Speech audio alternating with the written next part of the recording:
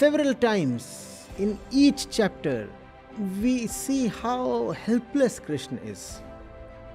We find weakness lording over strength exactly because it is weak.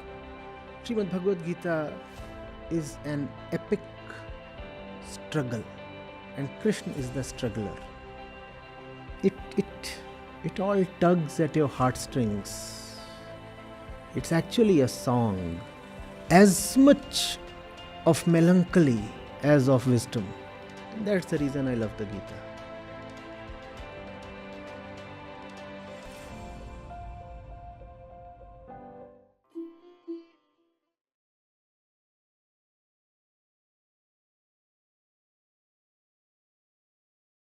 The sutra says, Shakti Chakra Sandhane Vishwa Sangharah.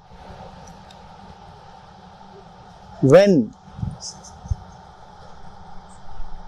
the movement of Shakti happens, then the world comes to an end. Shakti Chakra Sandhane Vishwa Sangharah. The cycle of Shakti, the play of Shiva's energy, is the ending, the dissolution of the world. What does this mean? To understand this, we'll have to first see what does Shakti, Shiva, Vishwa and Sanghar, what do all these terms stand for? Shiva is the heart, the very center, the seat of all honesty in us. Shakti is right action, action emanating from the right center, the center of truth, the center of honesty. The question then is, what would right action do to a world built from the false center?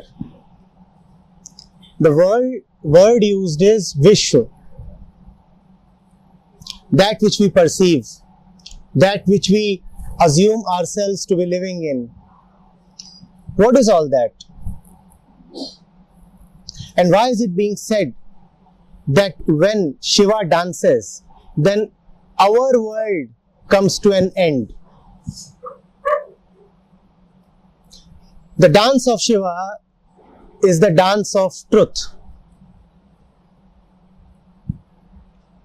What does it say about our world if it is said that the dance of truth is the ending of our world? I'm asking you, what would the truth bring to an end? Falseness, ignorance. So if the truth is bringing that to an end, which we call as the world, what does that tell about that, our world? It is a world of illusion, ignorance and falseness. Those who are attached to the world may forget all about Shiva. Those who are attached to their ideas, perceptions, ego, relationships and have great stakes in the continuation of this world may just give up on Shiva. You need not read any further. For Shiva is not for those who give the world the highest priority. Shiva is only for those whose highest priority is Shiva himself. In fact, if you are attached to the world, then the one thing that you would most strongly resist is Shiva himself. And Shiva here stands for the self, the Atman, Brahm, truth itself. Now, does that explain why we find ourselves opposing that which is divine and right on so many occasions? Attached to the falseness, obviously, you would end up opposing that which is true. The author of the simple sutra does not offer us any consolations. He makes no bones about the simple fact that when Shakti dances, then we come to an end.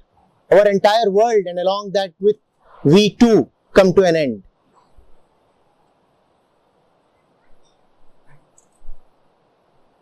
So those who like themselves, those who feel that everything is all right with them, cannot even begin the spiritual journey. For the spiritual journey begins with a recognition of a certain unease in the mind. Those who are so insensitive that they can't even perceive that they are restless, or those who don't have the honesty to admit that their lives, ideas, thoughts are all smeared with fear and doubt, will not be able to even step into self-inquiry. For to step into self-inquiry is to invite Shiva to step into your life. Then your action will not be your action. Then your action will be the action of Shakti. And when Shakti dances, the author is very straightforwardly telling us this world comes to an end. Now, what would you rather have? The world or Shiva? For most of us, the choice is obvious. We have such investments in the world that Shiva can go take a break. Shiva can wait, for he's supposed to be eternal and immortal. Right? So we say, Shiva, you stand postponed. The world is more important. It cannot be suspended. Do we see how in matters of daily living, this morning, this afternoon, this evening, right now, that which is trivial becomes the most important for us? And what is the logic we use to console ourselves? We say, let me first finish the trivial, then I will move to the important. Is that not our pet logic? We keep postponing that which is the most important, that which is Shiva, to the future. We keep saying, right now is the time for mundane worldly affairs. The truth can come a little later. Now we do not say that we are disregarding the truth. We do not accept that we have given the priority belonging to truth to something else. Instead, we just say that it is because that the truth is so important, so I am postponing it. It is because love is so dear to me that I am postponing it. Let me first finish off the daily chores. Let me first wind up all the affairs in the office. And then, darling, we shall find a few moments of love. Have you not heard this? Let's take a loving vacation 3 months hence. And what is it that never gets postponed? What is it that our lives are totally full of? This and that. Washing, cleaning, eating, attending, maintaining relationships, servicing the car, gossiping, replying to emails, maintaining social networks.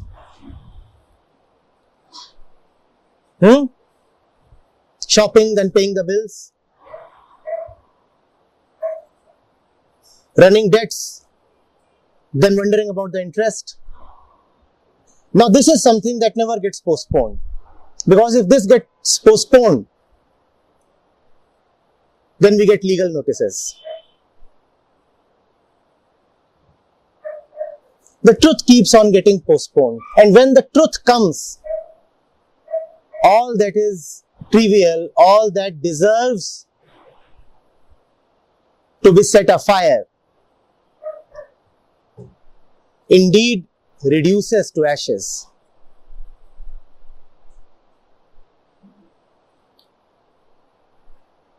Spirituality is not an attainment, it is a dissolution. One does not go to Shiva to get peace. Shiva can offer you no peace. One does not go to the truth to get truth. Truth can offer you no truth. One goes to Shiva to burn all that away which is the barrier to peace. Peace is your nature. You cannot get it from anywhere. Shiva is Shiva because his dance is the dance of destruction. He will destroy all that which stands between you and peace.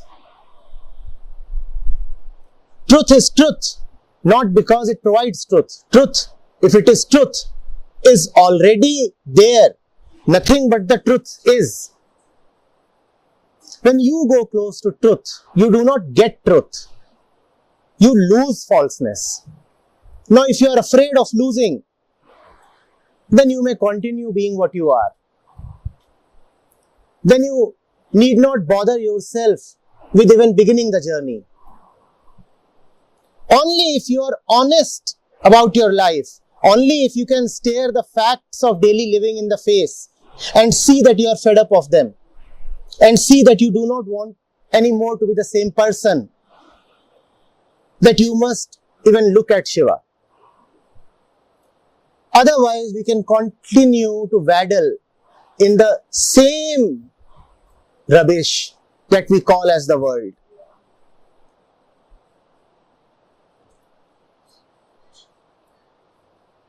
Anything on this sutra?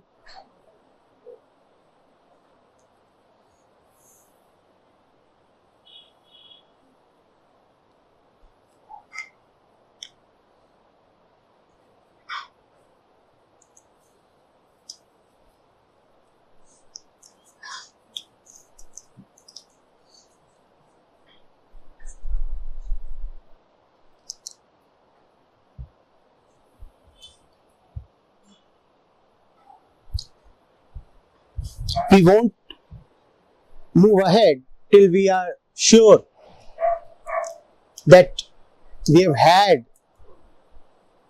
the most of this sutra as per our capacity. Yes, please. It says Shakti Chakra Sandhana. The movement. Application in the translation. One who applies his total energy implies that there is some action required on our part. When you read his total energy, then you must understand that only the truth is total. Everything else is partial. So his total energy stands for the energy of Shiva, who alone is total. His total energy is Shakti. So one who applies his total energy simply means one who lets Shakti dance into his life.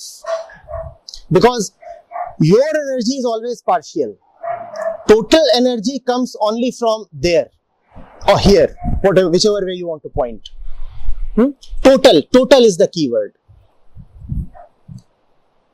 So then it implies surrender. Surrender, wonderful. But you won't surrender something if you still find it useful, would you? If you still see utility and pleasure in something, why would you yet surrender it? You would say, I still want to keep consuming it. Spirituality is only for those who firstly have the sensitivity to feel that something is amiss, that the music of life is not available to them, that something is calling from afar, but they are unable to listen clearly to it, that something most wonderful, most free, most loving is available yet elusive. It is only for those. And it doesn't end here. Not only do you need to have the sensitivity to feel this way, then you must also have the courage to live up to what you are feeling. Many of us, even though they understand that life is missing on the vital, they continue living in the trivial because they do not have the courage to move towards the vital, to embrace the vital. They continue with the trivial.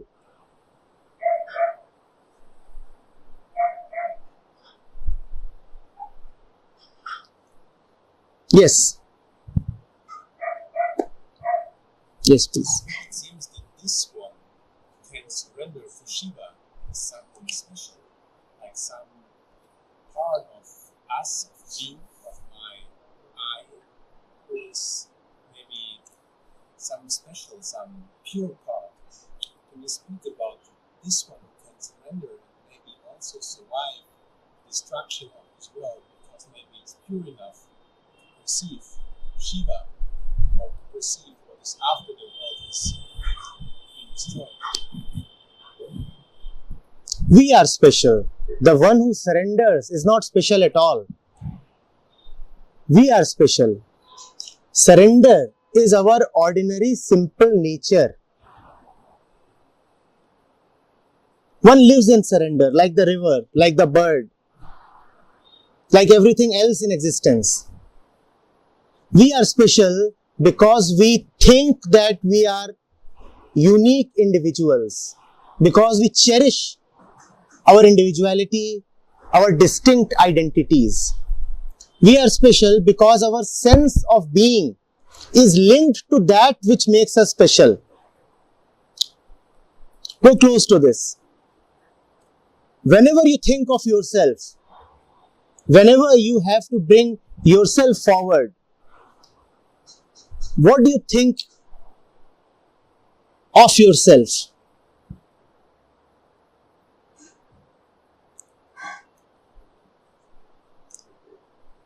How will you describe yourself? How do you know yourself as? You will say, you belong to such nationality. You will say, you belong to such a religion. You will say, you are the holder of such educational degrees.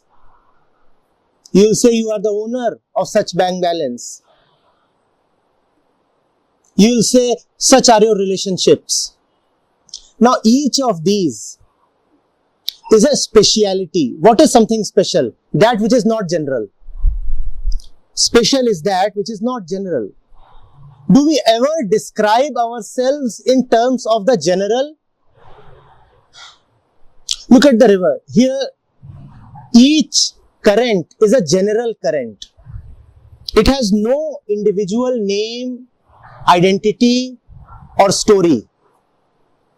The story of the current is the story of the river itself. There is nothing special here. There is just the total flow. But with us, there is always something special, beginning with our name. It's a distinctive name, is it not?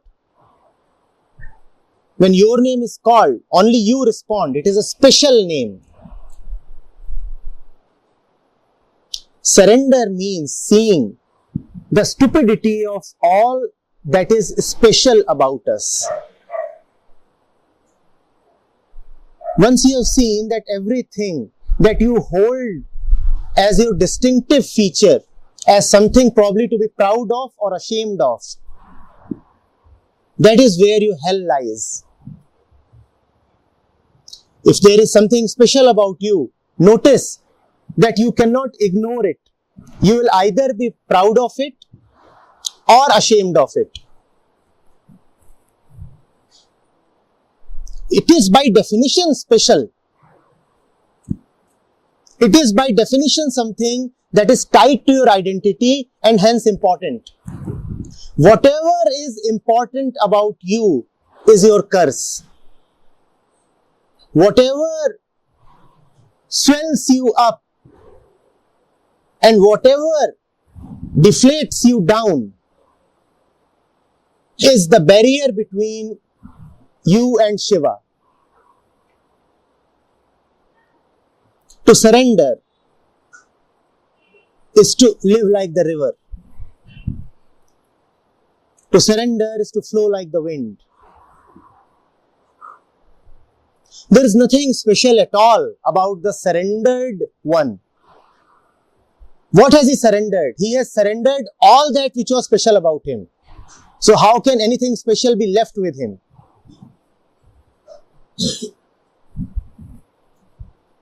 Spirituality is a movement into ordinariness.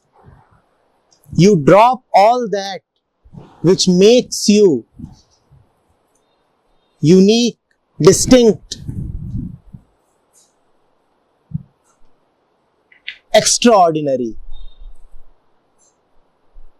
And if you have come to spirituality to feel even more extraordinary, then you will distort spirituality to suit your self-interest.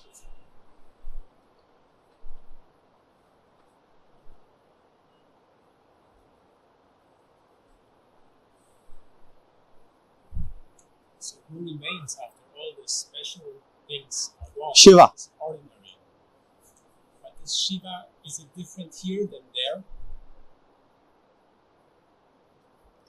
Differences are surrendered.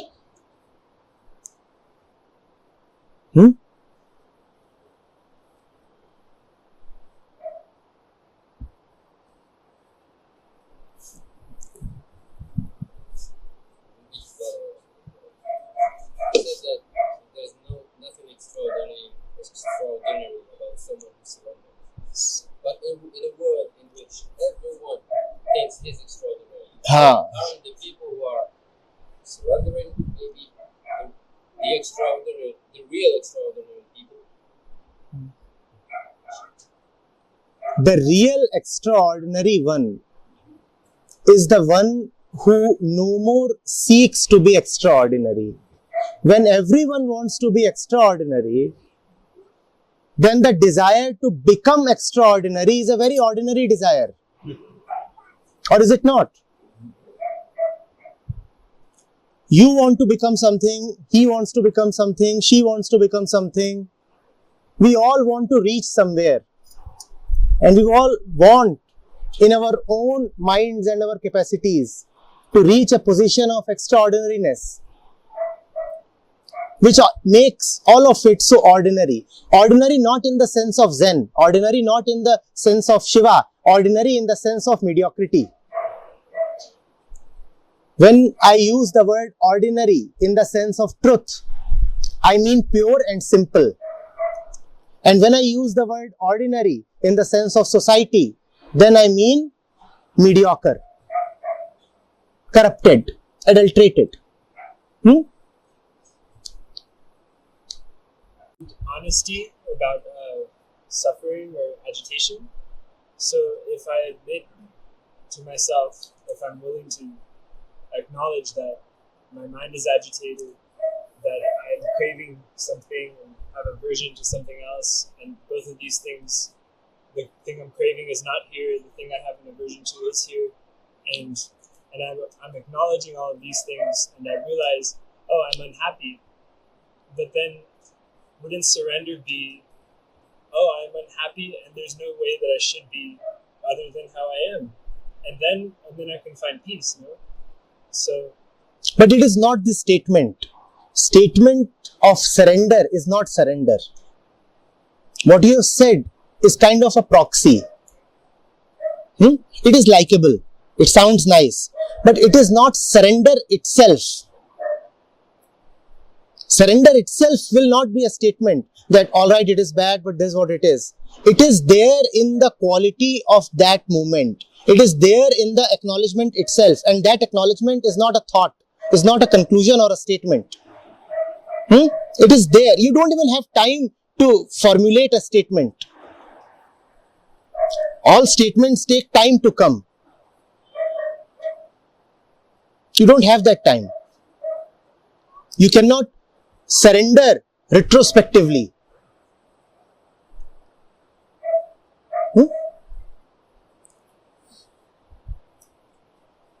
how can I make it happen naturally?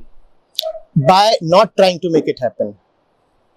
The more you try to make it happen, the more the doer will be present. And it is the doer that has to be surrendered. So the more you try for it, the more you try to maintain yourself.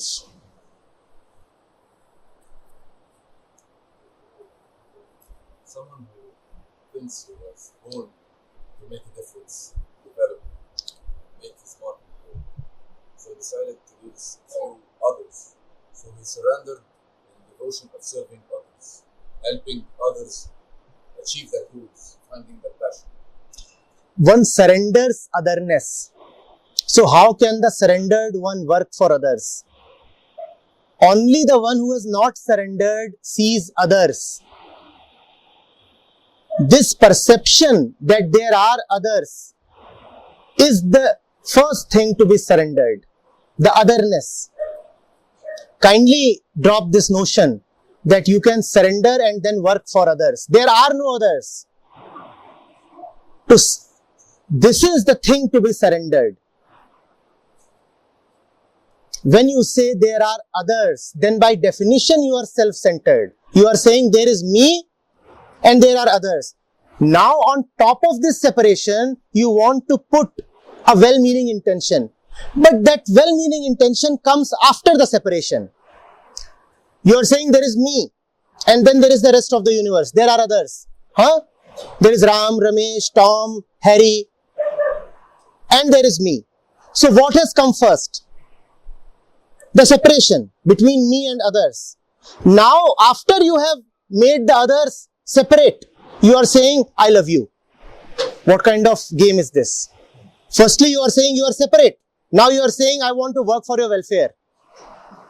Why did you then make them separate? Take them as yourself. And when you take them as yourself, then you first of all see that you are the universe. And spirituality is about, first of all, self-inquiry. Take care of yourself, the universe will take care of itself.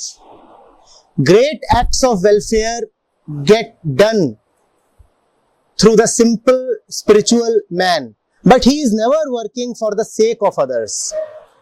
Others greatly benefit through his presence, but he will never say that I am going there for others. The moment he says it is for others, he has spoiled everything.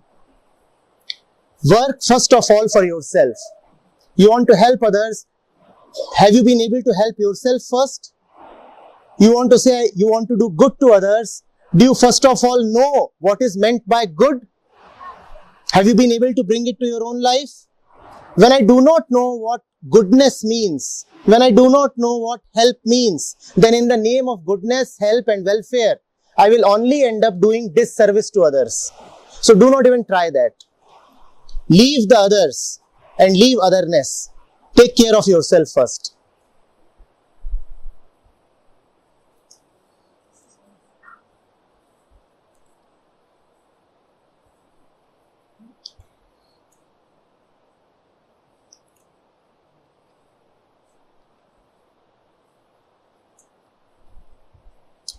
this idea like there is in truth no separation. So There is? this idea there is no separation in truth. So we are all the same. For me, No, not the same. We are very different, yet one. okay, that sounds different Hmm. than before. We are very different, yet one. We are different in the sense that we all hold ourselves to be special. So you are A, he is B, I am C. And we are one in the sense that our tendency to be different is one. It is not as if we are all one. If you get hurt, I don't feel the pain really. Do I? You bleed, I don't. But when I get hurt, I too bleed. This bleeding makes us one. You confine yourself to your silo. I confine myself to my silo. Our silos are different, but our tendency is to confine ourselves is one. In that sense, all mankind is one. When you understand your own tendency to live in a silo, then you understand the disease of the entire world. A silo means a bracket, a confinement. Any narrow space. When we understand that we have a tendency to draw boundaries around us, then we also understand why the world is divided in such a way. If I do not understand my own tendencies, how will I understand the world? Because the world and me are one. Why are nations divided? Because you and your brother are divided. Is there any difference between these divisions?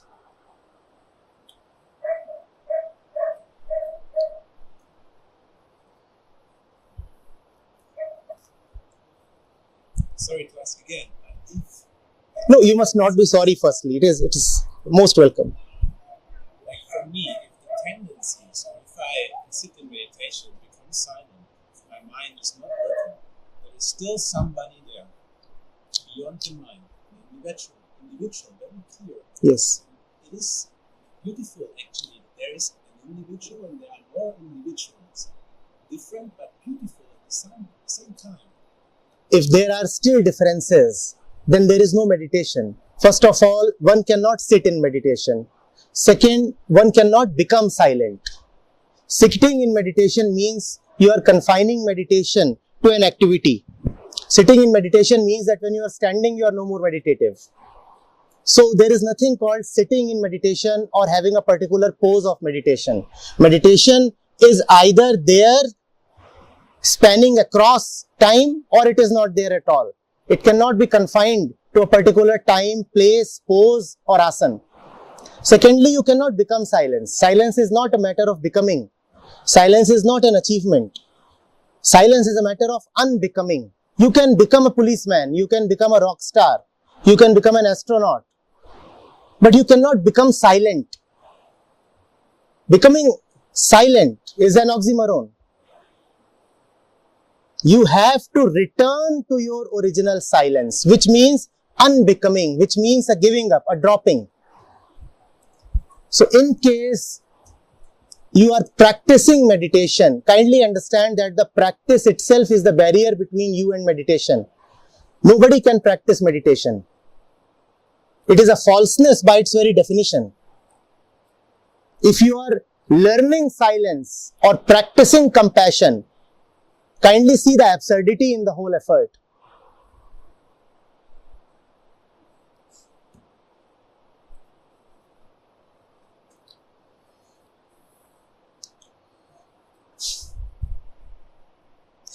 One can laugh at it, right? Like this.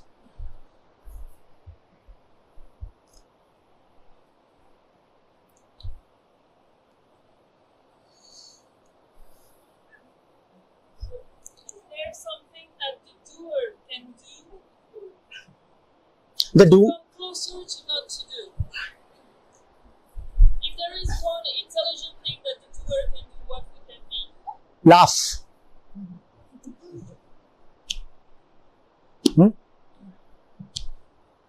The doer must never take himself seriously. Never.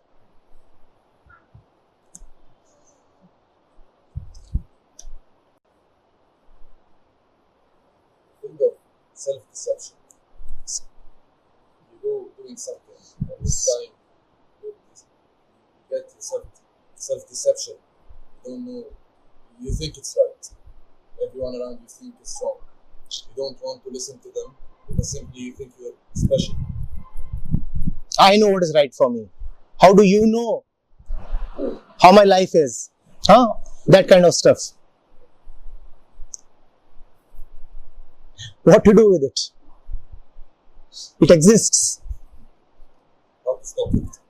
By seeing that it is stupid.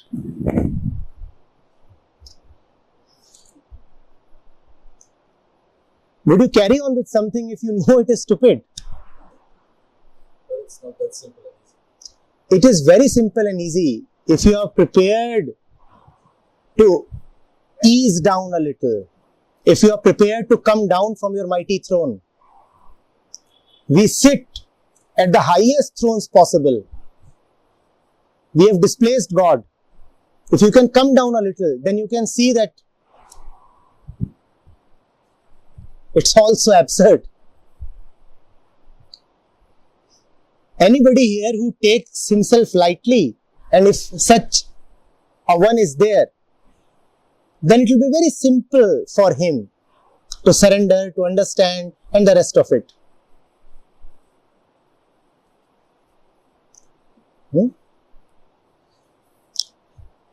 We experience fear, right? Do you see why we experience fear? Fear means I will lose something valuable. Which in turn means, first of all, you have something valuable. Now the beggar is greatly afraid of being robbed. Do you see the various ways in which we put ourselves on the throne? I have something valuable. The world wants to rob it. So I'm afraid. Taking yourself lightly means not being afraid. Not being afraid and also not being greedy. Because there is nothing great that I can attain. So I can walk lightly. We take this entire matter of living too seriously. We can't ask questions. We can't smile. Dancing requires preparation.